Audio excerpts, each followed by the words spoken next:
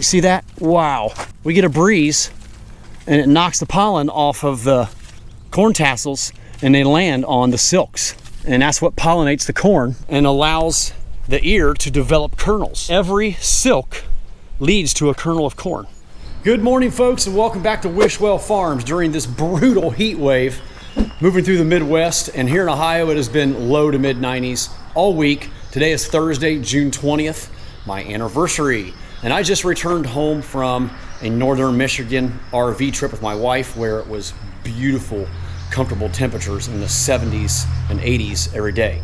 But I'm back here on the farm playing catch up today, and the first thing on the agenda is controlling some weeds that are coming up in our raised beds, between the raised beds, in the walkway, the aisleway. And I'm going to show you how we control those weeds. I talked about this piece of equipment briefly in a prior video. It's called a man car. I normally just walk it down to the field because I can kill some weeds on my way. Just pushing this over these weeds on the driveway will kill them here in a couple days. All right, getting ready to start here. So this is the aisleways I'm talking about between the raised beds. So I have some lettuce here on the left, which is almost ready to harvest. I've had a lot of deer eating my lettuce or something. Never had that issue before. I've got some of my daughter's kale here, some of our candy onions, eggplant, and another leek I see in our blue lay flat that I'll have to patch today. But the aisleways look pretty clean right here. What you can't see about 200 or 300 feet down the row is it is completely getting taken over by morning glory.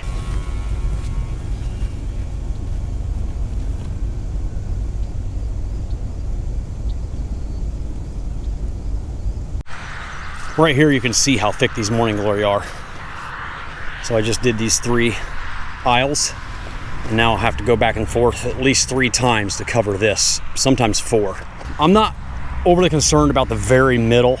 I just want to get up next to the onions and then up against the eggplant, and then I'll make 1 swipe, down the middle. I might make 2 just to clean that up. That's bad. Over here between the peppers and eggplant, it's pretty thick, getting pretty burly. Now, it won't completely eliminate all the weeds. It'll sometimes not completely kill the morning glory, but it sets it back and kills it enough that it will no longer be an issue in our field. But other things like grasses and smart weeds, lamb quarter, ragweed, it'll fry all that stuff, no problem.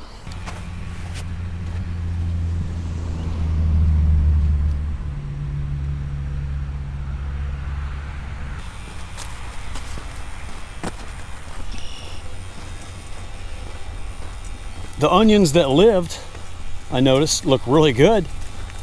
But as you can see, as I'm walking down along the onions, it's only about a 70% stand. We had a lot of dead ones this year. I think it's because I held them in my cooler for over 2.5 weeks, waiting for it to dry out so I could lay plastic.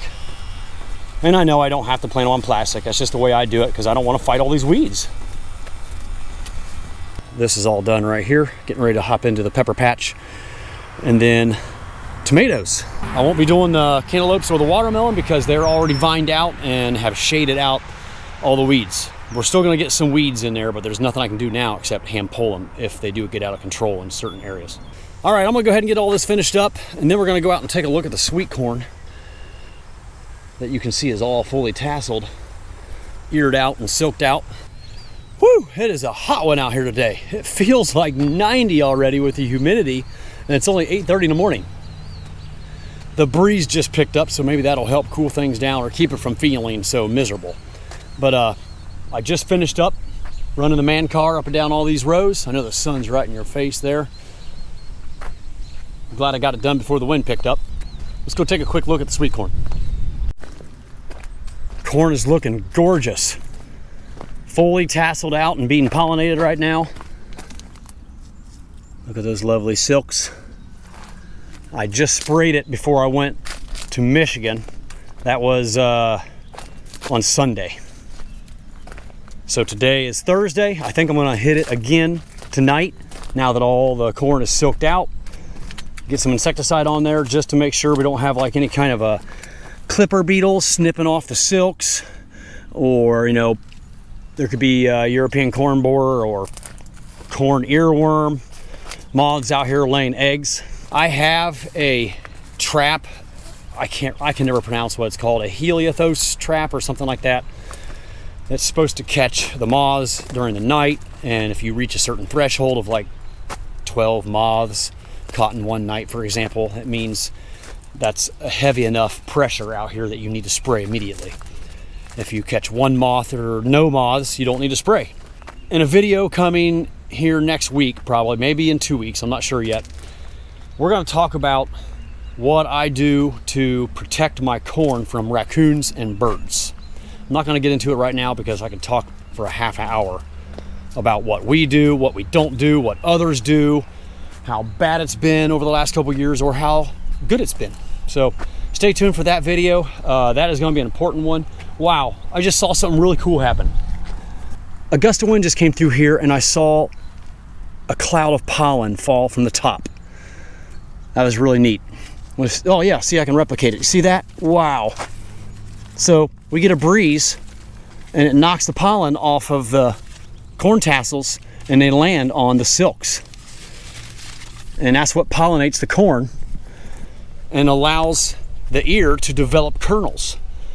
Every silk leads to a kernel of corn. Little known fact. So just out here walking through the corn, I'm very happy with how it looks. I mean, it looks dark green, thick, bushy, a great stand.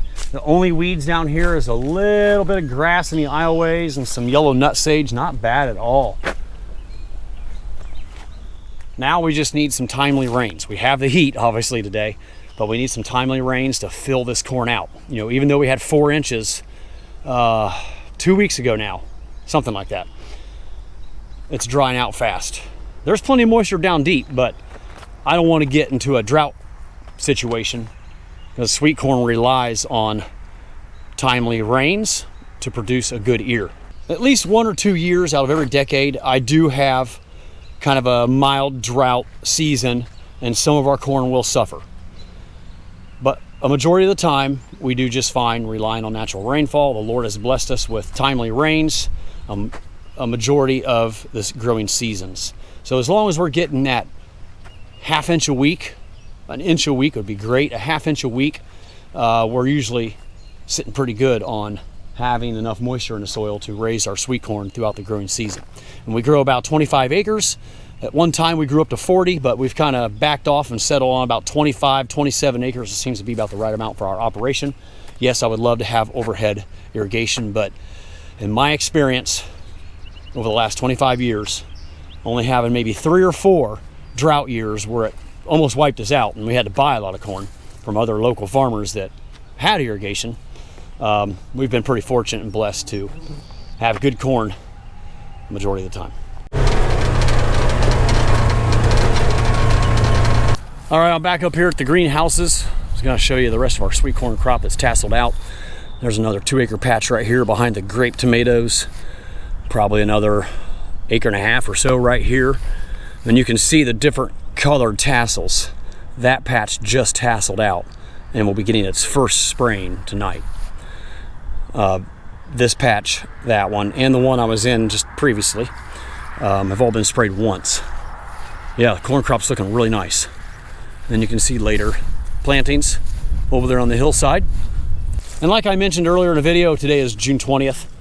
This is the day that you want to plant, well, for us here in Ohio, the day you want to plant your sweet corn for Labor Day weekend, the weekend prior to Labor Day. Saturday, our Friday and Saturday sales prior to Labor Day, kind of the last big hurrah, summer hurrah for selling produce. Not really. I mean, we'll have great sales all through September and even into mid-October, but it's important to have sweet corn for Labor Day, that's for sure. I planted 2 kind of later varieties, like 75, 78 day varieties on the 15th. And the reason I did that is because I knew I was going to be gone for a couple days up in Michigan on my anniversary trip with my wife. So I like to plant it usually between the 17th and 19th. That always works out perfect for us. but hopefully planting some on the 15th and now again on the 20th. We should be sitting good for Labor Day. All right, I think I'm gonna go plant some more sweet corn and green beans this morning before it gets any hotter.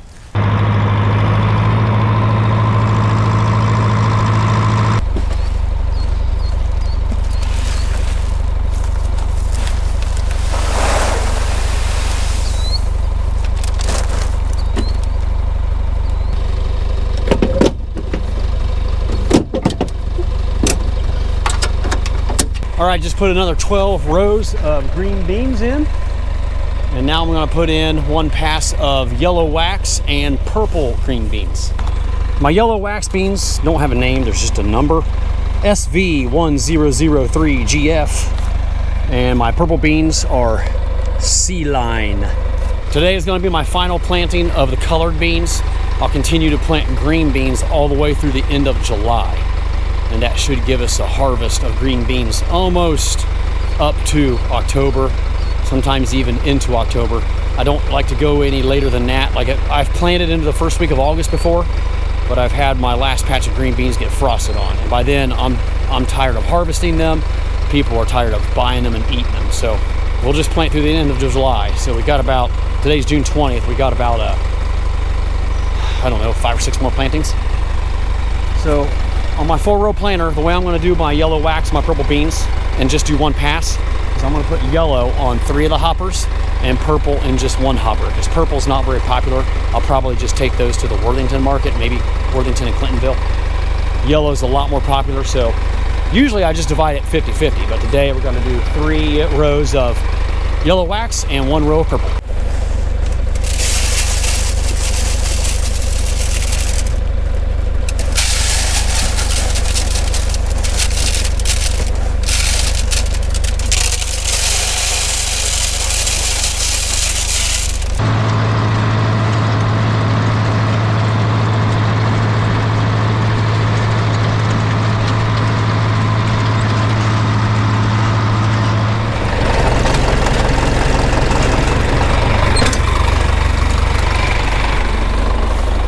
All right, green beans are finished up for another week. I want to take this back across the road and get it switched over for sweet corn. And I was down here looking at the moisture level. I'm still seeing some moisture down inside here. There's enough moisture right there to germinate those beans. That looks pretty good. Even though it's bone dry out right now, I haven't had rain in 2 weeks and it's been 90 degrees for the last 4 days, there's still a lot of moisture down deep. And using the no-till method preserves that moisture even better. Now this field was disked. This is where last year's garlic was. There's this year's garlic. It's ready to harvest probably next week, I'm guessing. That's my brother's thing, so I don't really know what's going on with the garlic. But yeah, this was last year's garlic and it was a mess, so I disked it all up. I only have 1 no-till field left. It's where all the dead looking grass is back there by the woods. I got about 6 or 7 acres left going into green beans and sweet corn, and it is hard as a rock. So the way I'm going to combat this hard soil, because it's so dry, is I'm gonna go fill up my fertilizer tanks to add some weight to that planter, because that John Deere 7000 planter is pretty darn light, and it'll just kind of ride across the top of hard, dry, crusty ground. And if I add some weight to the fertilizer tanks, maybe it'll help sink it down in there a little bit and get that seed at least an inch, hopefully 1.5 inches, or even up to 1 3/4 inches into the soil where the moisture is. All right, all switched over for sweet corn. I removed the green bean hoppers and the sweet corn units are on. Got the sprockets changed. If you're curious about what I'm planting my sweet corn at, I am using driver 16 driven 22, which is 19,000 seeds per acre. And you can see over here I started a little bit heavier. I started out at 22, and then went down to 20, and then eventually down to 19,000. I always start a little bit higher earlier in the season just because of the cold soils, and not every seed's going to germinate. And for green beans, I don't have it written on there, but I use 2830. So I use a 30 driver, 28 driven. All right, I got some more fertilizer in the tanks to give the planter some more weight. We're planting 2 varieties today, Anthem and Matriarch. So I'm planting sweet corn right here beside the garlic patch. I was just planting my green beans on the other side. The ground seems to be a little bit softer here, back there on that hill. It's pretty rocky and hard. And I'm afraid if I plant my corn back there, I won't get it to the depth I need. So we're gonna try it right here. This used to be an old dairy cow pasture. It always seems to be a little softer. It's a little rockier up here, but in the back half, it's really nice. But Joel's here looking at the garlic, trying to figure out when to harvest it, and you're thinking next week? Things a little bit earlier this year just because everything's been so much warmer. Like everything's earlier. I picked the garlic scapes, things that come off the top here. Those are edible, you can fry them, and anything you use with garlic, you can use them. But I'm kind of looking for the bottom 2 to 3 leaves. So right now, I mean, the bottom 2 are getting, they're drying up. So once this one starts to dry up, it'll be getting pretty close. Okay. Usually I harvest like July 1st, but this year, I'm gonna probably be 4 or 5 days earlier. Just like the wheat. I've noticed the wheat looks like it's ready to harvest, and they're already harvesting down in southern Ohio. Jeez. I'm digging up to see if I should irrigate or not, because I burned myself by irrigating it too close to the harvest time, and then it gets wet. So down in the valley there, it's wet. Up here, it's dry as a bone. Oh, okay. So it looks like there's plenty of moisture there. Yeah, there is plenty wet. Wow. Here, I bet it's like, well, let's just see. Up on the hill, oh wow, this is not great. Oh man, I think I just speared it. Oh no. There's a little bit of moisture there. Yeah. Enough to get it by for the next week. It's not bone dry like I thought it'd be. Yeah. I pulled these up after a big rain. It's just miserable. Oh yeah. Twist, I mean, just a big muddy glob. Oh, okay. So it's when it's a little bit dry, it makes it easier to kind of clumps clean off, the bulb. Yeah. And after you harvest this, what will happen to it? Where are you going to put it at? So before I harvest, I'll come and cut it with a bush hog. Oh, that's right. 6 inches. I found that's just a lot easier to manage. Instead of managing all of this, hanging it up in the barn is what I've done in the past. And I talked to another grower. She's like, oh, I just cut it down with a bush hog. And then after that, I'll come with the ripper, the thing that you use to lift plastic with. And then that loosens things up from underneath. Okay. So I'll still be a few inches of soil underneath of it. So sometimes if I get too close, I'll slice the poles. Yeah. It's kind of a balancing act. You don't want to go too deep and then have to pull a bunch of dirt up. And then after we pull everything up, we'll put it in the grain bin. Okay. And then I just spread out on the floor and turn the fan on for a week. And then it'll be ready. And that's just where you'll grab it from throughout the summer and fall as we sell it. I'll eventually clean it and cut them and then store them in more of a, I mean, your tomato cooler is like the perfect spot, like 55 degrees, medium humidity, 56% humidity or so is a good condition for storing these. Well, yep, you're gonna have your hands full next week. What do you got, about a good half acre here, if not 3/4 of an acre probably? Roughly 20,000. Hopefully he'll have all this garlic harvested next week so I can safely spray the sweet corn weeds over here. Oh, and there's a scape you missed. Yep, so that's what it looks like. Almost kind of looks like what happens to an onion if you let an onion. Yeah, so this will have a bunch of, I think they're called bulbills, probably 100 of them. And you can replant those. It'll take about 4 years of, goodness, starting with this little bulbil the size of a BB, maybe the size of a pea sometimes, replanting that, then saving the cloves, replanting it again, and eventually you'll have a full-size bulb. I've done that with a few of these. It helps with disease and gets them more adapted to this location, this soil type, this temperature and stuff. Interesting. So there you go. Right. Good deal. Little knowledge I have. All right, let's plant some sweet corn. All right, just finished up planting another 1.5 acres of sweet corn, and combined with the other 2.5 or so acres I planted back there over the hill 5 days ago, we should be sitting good for the Saturday prior to Labor Day weekend. I think I'm gonna go spend some time in my office this afternoon and get out of this heat. And I wanted to thank you guys for all the great suggestions for video topics for future videos. I asked for suggestions several videos back, and I got some great ones from you guys, so thank you so much. I will definitely incorporate some of those suggestions into future videos on our farm. This is where we're going to wrap up today's video, folks. As always, thank you so much for watching. I really appreciate it, and hope to see you all again real soon down the farm.